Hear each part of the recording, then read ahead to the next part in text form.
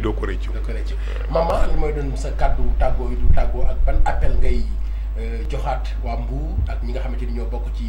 association bi te bokk ci cellule bi. ak ñi nga xamante ni aussi ñoo lay seetaan ak ban question nga doon xaar ma laaj la ko te laaju ma la. ndax foog nga ñëwaat préparé ko dem salon. waaw parce que ni nga ma def tey moom neexuma moom sama doom yi dañ ba dóor ni nga ma def tey neexuma may jël bi bu ànd ak bi jaxase. macha allah waaw tey moom gërëm ak sant rek.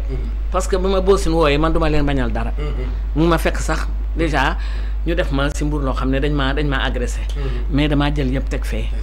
waaw damaa demoon faju ji hôpital fii si Saly.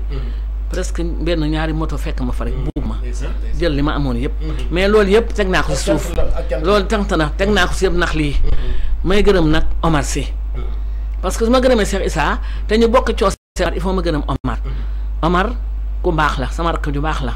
ndax dafay jàppale coose bu baax a baax du sonn tay kon su ma demee te gërëmuma ko kon damay mel leneen mais ki nga xam ne moom lañ tudde bés bi maa ngi woo Cheikh Issa mu jëmmal ma man fi ma ko taxawu mu taxawu ma ci lii laa am ndax lii sas buñ teg sama kaw la ndax présidente Coose Ouest sa doom moom ko nga ne Mbour yëpp Alima Mané mooy sama yaay su ma sañoon ak ku mun a am rek dinaa leen gën a bu ñu woote waatee dinaa leen gën a tudd ñooñ mu jëmmal ma ñëw jàppale ma si sama cellule bii jàpp na ci lël bi ñun lël bi rek mooy suñu problème ndax xam nga ne fi mu ne lël bu dara newul nga def fa ay millions war koo defar kon il faut autorité jàpp ci ñu ngi woo Fallou Sylla bu baax a baax ñu ngi woo Mahmoud Salih bu baax nañ ñëw jàpp ci ñuy gërëm nag suñu président Coose muy Aïdara Diop démb rek naa ko génne ñu xaalis démb rek maa ngi koy woo si naa ko génne ñu xaalis kon ñu benn lañu maa ngi woo jigéen ñëpp li ma naqari nag mooy guddee ñëw nga ñëw fekk nit ñi toog nga ne fii ma toog dama fii jóg toog fii comme dañoo jënd ay yére nañu teel a ñëw ñu teel a toog teel a defar organisation bi baax loolu laa ñu ngi ñaan ñëpp yal nañ ko fekkee jàmm maire cellule yëpp dinañ dajawaat fii naa leen woo xam nga woote bi tey premier bu ñu dajawaatee présidente yi ñi nga xam ne ñoom laa àndoon liggéey boobu ba tey ak ñi nga xam ne ñoom ay jàppale si coose yëpp naa leen tudd incha allah comme ni ma ko waxee rek jeexitalu waxtaan bi dafa nekk rek bu njëkk bi mais incha allah dinañ amat beneen jotaay bu gën a yaatu bu ñu demee ba événement bi gën a jege si lan ma doon sa kàddu tàggoo bu dul tàggoo ak ban message ngay lancé waat. voilà comme ni ma la ko waxee yéen daal vraiment mi ngi leen di gërëm bu baax di leen sant. waa Lux FM moom. amal nañ leen cant gu rëy. ginnaaw loolu aussi il faut ma gërëm nos jeunes Selbé. maanaam mooy xale yi nga xam ne tey. bi ñu jëlee initiative bi ñoom ñoo ko jël suñu loxo ndax am na yu bari yoo xam ne tey ñoom ñoo ñu ko dàq may ñaan nag képp koo xam ne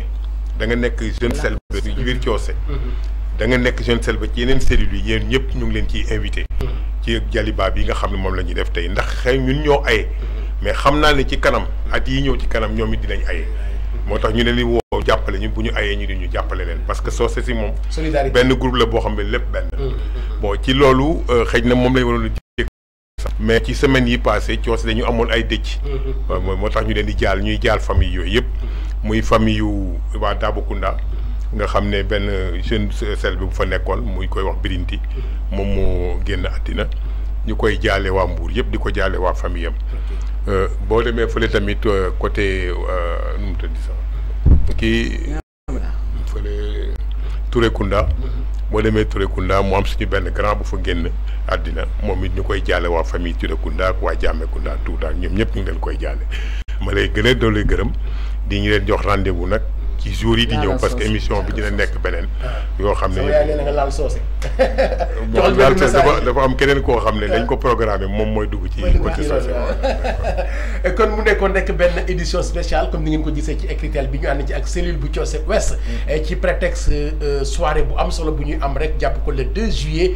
fële ci jardin bu mairie bu Mbour ànd ci ak Jaliba Kouyaté l'international incha allah beneen jotaay dina amaat ñu gën ko yaatal yéen ñëpp ngeen waajal ko jaajëfal leen bu baax a baax ci seetaan bi dinañ jox dig daje incha allah et très prochainement ci beneen jotaay.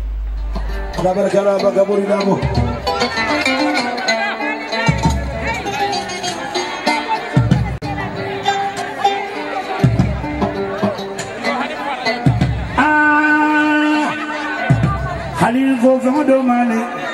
wala se bula masuwalidi halifo fongole duwate mandi